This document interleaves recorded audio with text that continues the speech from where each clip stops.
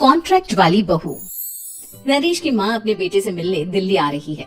इस बात का पता चलते ही नरेश के दिल में हलचल मच जाती है। नरेश अपनी माँ के स्वागत की तैयारी में लग जाता है। साथ ही उसे डर भी सताने लगता है कि उसकी माँ कहीं अपनी पुरानी जिद पर फिर से बैठ ना जाए। हे भगवान, इस बार बचा लो, अगले साल पक्का माँ की जिद पूरी कर दूंगा। तभी दरवाजे की घंटी बजती है। नरेश दरवाजा खोलता है तो सामने अपने मकान मालिक को देखकर हैरान हो जाता है, क्योंकि उनके साथ एक सुंदर सी लड़की भी थी। नमस्ते अंकल, कुछ काम था, मुझे बुला लेते। आपने क्यों कष्ट किया? अरे नहीं, इसमें कष्ट कैसा, मैं तो बस तुम्हें रीना से मिलवाने आया था।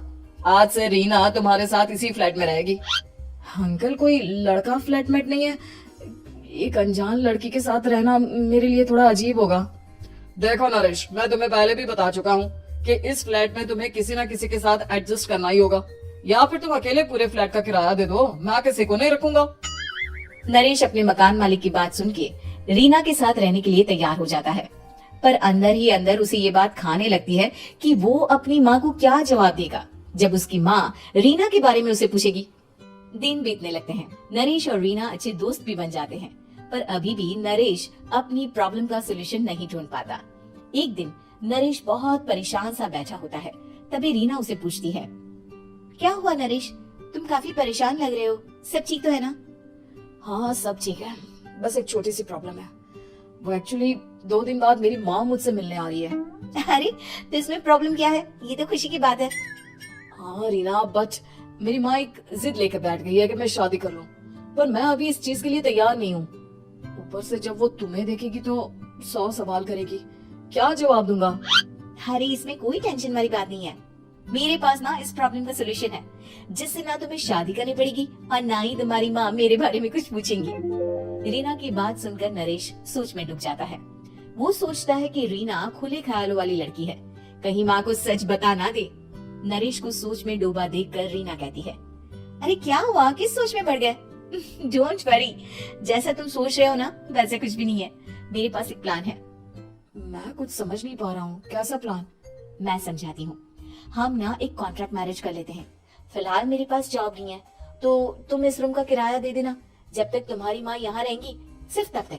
और तुम अपनी माँ से कह देना कि मैं तुम्हारी पत्नी हूँ, इससे वो मेरे यहाँ रहने पर कोई सवाल भी नहीं करेंगी। अरे बात तुम्हारी ठीक है, पर माँ से झूठ बोलना, ना बाबा, मैं ये रिस्क नहीं ले सकता। कोई और आइडिया दो ना तुम। देखो, मंजूर हो तो बोलो, वरना सच बता दो, मुझे कोई प्रॉब्लम नहीं है। रीना की बात सुनकर नरेश सोच में डूब जाता है। बहुत सोचने के बाद जब उसे कोई रास्ता नहीं मिलता, तो वो रीना के बताए हुए रास्ते पर चलने के लिए तैयार हो जाता है। वो रीना से बात करता है और अपनी माँ की पसंद और नापसंद के बारे में बताता है। रीना भी नरेश की सभी बातों को ध्यान से सुनती है, ताकि कहीं उससे कोई गलती ना हो जाए। आखिर वो दिन भी आ जाता है जब नरेश की माँ उससे मिलने दिल्ली आ जाती है। नरेश अपनी माँ को फ्लैट पर लेकर जाता है। जैसे ही नरेश की माँ फ्लैट के अंदर जाती है, रीना उसके पैर छू लेती है। ये देखकर नरेश की माँ थोड़ी घबरा जाती है और नरेश से पूछती है, अरे बेटा नरेश, ये कौन है? माँ, ये आपकी बहू रीना है। माफी चाहता हूँ, सब कुछ इतनी जल्दी में हुआ कि आपको बता ही नहीं पाया, इसलिए सोचा कि क्यों ना आपको सरप्राइज दिया जाए।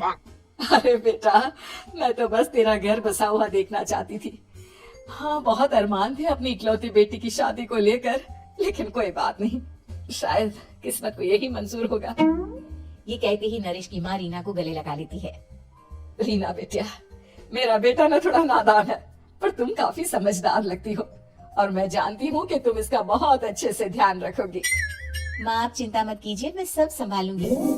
नरेश की माँ अपने बहू और बेटे के साथ खुशी खुशी रहने लगती है। दिन बीतने लगते हैं। नरेश की माँ और रीना का रिश्ता बहुत मजबूत होता चला जाता है।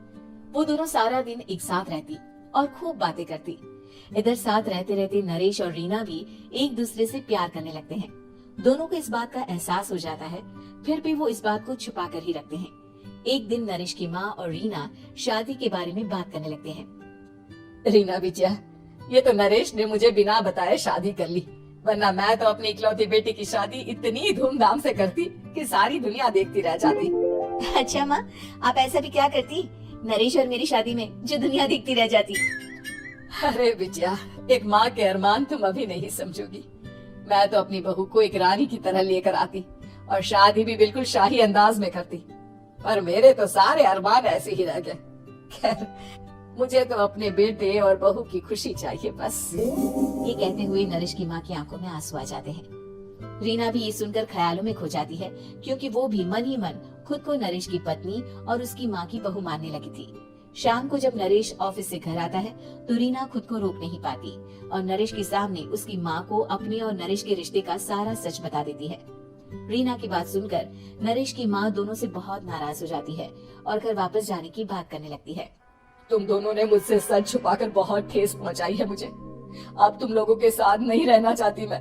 कल ही वापस चली जाऊंगी अपने घर। माँ, मुझे माफ कर दो। ये सब मैंने रीना के कहने पर ही किया है, वरना मैं भी आपको कभी ठेस पहुंचाने के बारे में सोच भी नहीं सकता। हाँ माँ, हमने ये सिर्फ आपका दिल रखने के लिए किया। प्लीज हम दोनों को माफ कर दीजिए। तुम दोनों ने मेरे अरमानों के साथ खिलवाड़ किया है, और वैसे भी मुझे अपने बेटे के लिए एक अच्छी लड़की ढूंढनी है, इसलिए मेरा यहाँ से जाना ही बेहतर होगा। माँ की ये बात सुनकर रीना खुद को रोक नहीं पाती। माँ, क्या मैं आपके घर की बहू बनने लायक नहीं हूँ? रीना की बात सुनकर नरेश हैरान रह जाता है। नरेश की माँ भी कुछ समझ नहीं पाती। मैं कुछ समझी नहीं, आखिर तुम कहना क्या चाहती हो? माँ, मैं वो नरेश से बहुत प्यार करती हूँ और साथ ही साथ मैं आपको भी अपनी माँ मान बैठी हूँ। आज जब आपकी बातें सुनी तो खुद को रोक नहीं पाई, इसलिए सारा सच आपको बता दिया।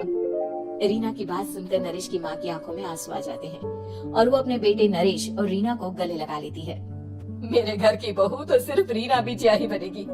मैं आज ही तुम दोनों की शादी की तारीख निकलवा दूंगी, बस एक बार तुम्हारे घर वाले मान जाए।